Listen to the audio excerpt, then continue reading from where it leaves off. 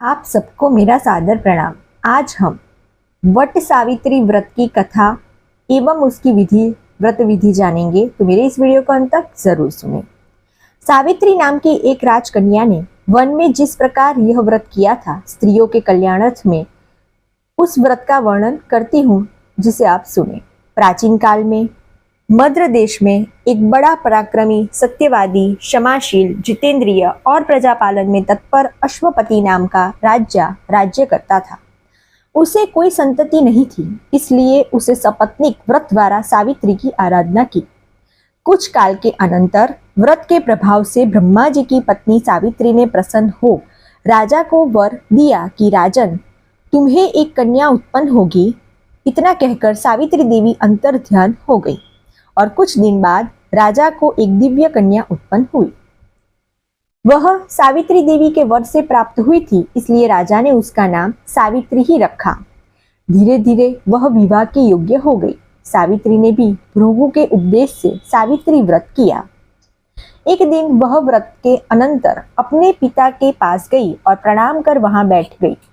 पिता ने सावित्री को विवाह योग्य जानकर अमात्यों से उसके विवाह के विषय में मंत्रणा की, पर उसके योग्य किसी श्रेष्ठ वर को न देखकर पिता अश्वपति ने सावित्री से कहा, पुत्री, तुम वृद्धजनों तथा अमात्यों के साथ जाकर स्वयं ही अपने अनुरूप कोई वर ढूंढ लो। सावित्री भी पिता की आज्ञा स्वीकार कर मंत्रियों के साथ चल पड़ी। काल में ही राजर्षियों के आश्रमों, सभी तीर्थों और तपोवनों में घूमती हुई तथा वृद्ध ऋषियों का अभिनंदन करती हुई वह मंत्रियों सहित पुनः अपने पिता के पास लौट आई। सावित्री ने देखा कि राजसभा में देवर्षि नारद बैठे हुए हैं। सावित्री ने देवर्षि नारद और पिता को प्रणाम कर अपना वृत्तांत इस प्रकार बताया। महाराज, शाल्व देश में धूम्रसेन नाम के एक धर्मात्मा राजा है। उनके सत्यवान नाम का पुत्र मैंने वर्ण किया है। सावित्री की बात सुनकर देवर्षि नारद कहने लगे, राजन, इसने बाल्य स्वभाववश उचित निर्णय नहीं लिया है। यद्यपि धूम्रसेन का पुत्र सभी गुणों का संपन्न है, परंतु उसमें एक बड़ा भारी दोष है कि आज के ही दिन ठीक 1 वर्ष के बाद उसकी मृत्यु हो जाएगी। देवर्षि नारद की वाणी सुनकर राजा ने सावित्री से किसी अन्य वर को ढूंढने के लिए कहा। सावित्री बोली, राजाओं की आज्ञा एक ही बार होती है। पंडित जन एक ही बार बोलते हैं और कन्या भी एक ही बार दी जाती है। ये तीनों बातें बार बार नहीं होती। सत्यवान दीर्घायु हो अथवा अल्पायु, निर्गुण हो या गुणवान, मैंने तो उसका वर्ण कर लिया है। अब मैं दूसरे पति को कभी नहीं चुनूंगी। जो कहा जाता है उसका पहले विचार पूर्वक मन में निश्चय कर लिया जाता है और जो वचन कह दिया जाए वही करना चाहिए। इसलिए मैंने जो मन में निश्चय कहा है मैं वही करूंगी। सावित्री का ऐसा निश्चय युक्त वचन सुनकर नारद जी ने कहा, राजन, आपकी कन्या को यही अभिष्ट है तो इस कार्य में शीघ्रता करनी चाहिए। आपका यह दान कर्म निर्विघ्न संपन्न हो। इस तरह कहकर नारद मुनि स्वर्ग चले गए और राजा ने भी शुभ मुहूर्त में सावित्री का सत्यवान से विवाह कर दिया। सावित्री भी मनोवांछित पति प्राप्त कर अत्यंत प्रसन्न हुई। दोनों अपने आश्रम में सुखपूर्वक रहने लगे, परंतु नारद मुनि की वाणी सावित्री के हृदय में खटकती रहती थी।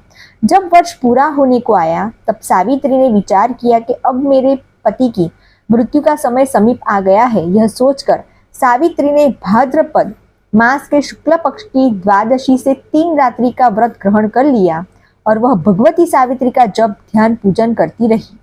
उसे यह निश्चित था कि आज से चौथे दिन सत्यवान की मृत्यु होगी। सावित्री ने 3 दिन रात नियम से व्यतीत किए। चौथे दिन देवता पितरों को संतुष्ट कर उसने अपने ससुर और सास के चरणों में प्रणाम किया। सत्यवान वन से काष्ठ लाया करता था। उस दिन भी वह काष्ठ लेने के लिए जाने लगा। सावित्री भी उसके साथ जाने को उद्यत हो गई। इस पर सत्यवान ने सावित्री से कहा, वन में जाने के लिए अपने सास ससुर से पूछ लो। वह पूछने गई। पहले तो सास ससुर ने मना किया, परंतु सावित्री के बार बार आग्रह करने पर उन्होंने जाने की आज्ञा दे दी। दोनों साथ साथ वन में गए। सत्यवान ने वहां काष्ठ काट कर बोझ बांधा, परंतु उसी समय उसके मस्तक में महान वेदना उत्पन्न हुई। उसने सावित्री को कहा, प्रिय, मेरे सिर में बहुत व्यथा है, इसलिए थोड़ी देर विश्राम करना चाहता हूँ। सावित्री अपने पति के सिर को अपनी गोद में लेकर वट वृक्ष के नीचे बैठ गई। इतने में ही यमराज वहां आ गए। सावित्री ने उन्हें देखकर प्रणाम किया और कहा, प्रभु, आप देवता, गंधर्व आदि में से कौन है जो मेरे पास यहाँ क्यों आए हैं? तब धर्मराज ने कहा, सावित्री, मैं संपूर्ण लोगों का नियमन करने वाला हूँ। मेरा नाम यम है। तुम्हारे पति की आयु समाप्त हो गई है, परंतु तुम पतिव्रता हो, इसलिए मेरे दूत इसको न ले जा सके, अतः मैं स्वयं ही यहाँ आया हूँ। इतना कहकर यमराज ने सत्यवान के शरीर से अंगुष्ठ मात्र पुरुष को खींच लिया और उसे लेकर अपने लोक को चल पड़े। सावित्री भी उनके पीछे पीछे चल पड़ी। बहुत दूर जाकर यमराज ने सावित्री से कहा, पतिव्रते, अब तुम लौट जाओ। इस मार्ग में इतनी दूर कोई नहीं आ सकता। सावित्री ने कहा, महाराज, पति के साथ आते हुए मुझे न तो ग्लानि हो रही है और न ही कुछ श्रम हो रहा है। मैं सुखपूर्वक चली आ रही हूँ। जिस प्रकार सज्जनों की गति संत है, वर्णाश्रमों का आधार वेद है, शिष्यों का आधार गुरु है और सभी प्राणियों का आश्रय स्थान पृथ्वी है, उसी प्रकार स्त्रियों का एकमात्र आश्रय स्थान उसका पति ही है, अन्य कोई नहीं। इस प्रकार सावित्री के धर्म और अर्थयुक्त वचनों को सुनकर यमराज प्रसन्न होकर कहने लगे, भामिनी, मैं तुमसे बहुत संतुष्ट हूँ। तुम्हें जो वर अभीष्ट हो वह मांग लो। तब सावित्री ने विनयपूर्वक 5 वर मांगे। पहला, मेरे ससुर के नेत्र अच्छे हो जाए और उन्हें राज्य मिल जाए। दूसरा, मेरे पिता के 100 पुत्र हो जाए। तीसरा, मेरे भी 100 पुत्र हो। चौथा, मेरा पति दीर्घायु प्राप्त करे। और 5वां, हमारी सदा धर्म में दृढ़ श्रद्धा बनी रहे। धर्मराज ने सावित्री को ये सारे वर दे दिए और सत्यवान को भी दे दिया। सावित्री प्रसन्नता पूर्वक अपने पति को साथ लेकर आश्रम में आ गई। भाद्रपद की पूर्णिमा को जो उसने सावित्री व्रत किया था, वह सब उसी का फल है। अब मैं इसकी विधि बतलाती हूँ। सौभाग्य की इच्छा वाली स्त्री को भाद्रपद मास के शुक्ल पक्ष की त्रयोदशी को पवित्र होकर 3 दिन के लिए सावित्री व्रत का नियम ग्रहण करना चाहिए। यदि 3 दिन उपवास रहने की शक्ति न हो तो त्रयोदशी को नक्त व्रत, चतुर्दशी को अयाचित व्रत और पूर्णिमा को उपवास करें। सौभाग्य की कामना वाली नारी स्नान करें और पूर्णिमा को सरसों के उपटन लगाकर स्नान करें। यथाशक्ति मिट्टी, सोने या कोई भी धातु की ब्रह्मा सहित सावित्री की प्रतिमा एक पात्र में स्थापित करें और 2 रक्त वर्ण वस्त्रों से उसे आच्छादित करें। फिर गंध, पुष्प, धूप, दीप, नैवेद्य आदि से उनका पूजन करें। कुष्मांड, नारियल, ककड़ी, तुरई, खजूर, कैथ, अनार, जामुन, जंबीर, नारंगी, अखरोट, कटहल, गुड़, लवण, जीरा, अंकुरित अन्न, सप्त धान्य तथा गले का डोरा यानी कि सावित्री का सूत्र आदि सब पदार्थ मांस के पात्र में रखकर सावित्री देवी को अर्पण कर दे और सावित्री देवी के निमित्त सौभाग्य की जो वस्तुएं हैं, पदार्थ है, वो भी अर्पण करें। रात्रि के समय जागरण करें।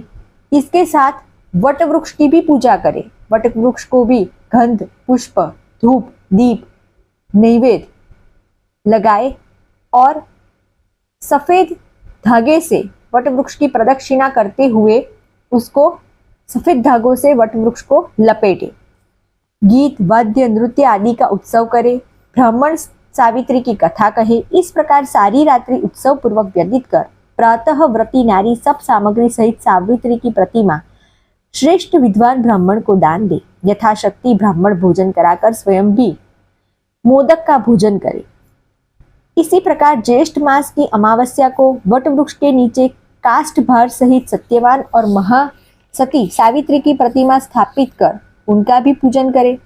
रात्रि को जागरण कर प्रातः वह प्रतिमा ब्राह्मण को दान दे गए। इस विधि से जो स्त्रियां यह सावित्री वट सावित्री व्रत करती है, वे पुत्र, पौत्र, धन, धान्य आदि पदार्थों को प्राप्त कर चिरकाल तक पृथ्वी पर सब सुख भोग कर पति के साथ ब्रह्मलोक को प्राप्त करती है।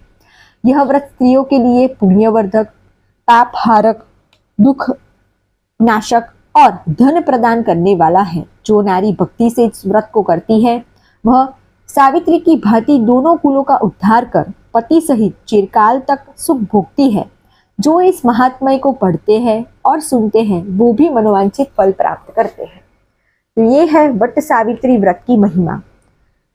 अगर आपने अभी भी मेरी चैनल को सब्सक्राइब नहीं किया है तो जल्दी से मेरी चैनल को सब्सक्राइब कीजिए, लाइक कीजिए, शेयर कीजिए, कमेंट भी कर सकते हैं। नमस्कार।